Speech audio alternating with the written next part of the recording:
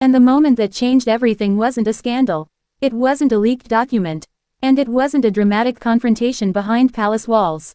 It was something much quieter. A growing clash between two different visions of the future. And honestly, I think that's the part of Princess Leonor's story most people miss. Because when I look at what's happening around her, I don't see a future queen fighting people. I see a future queen fighting expectations. Think about that for a second. Every royal generation inherits traditions. But every generation also wants to leave its own mark. And that's where the tension begins. Because the closer Leonor gets to her future role, the more people seem to have opinions about who she should become. Here's my hot take. The biggest battles inside royal families are rarely personal. They're usually about the future. About change. About whether to protect tradition or adapt to a new world. And that's why this conversation matters. If you're new to Leonor's story, subscribe, I post every day. Now here's where things get really interesting. While Prince William is preparing to lead a monarchy built on centuries of tradition, Leonor is facing a similar challenge in Spain.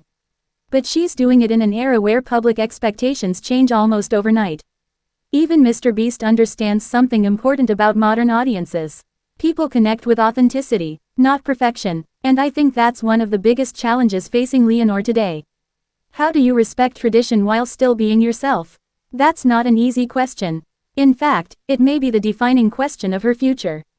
Human marker. Personally, this is where my perspective changed. I used to think leadership was about making the right decision. Now I think leadership is about carrying the consequences of difficult decisions. And that's a completely different skill. The hidden cost of preparing for the throne isn't the ceremonies or public appearances.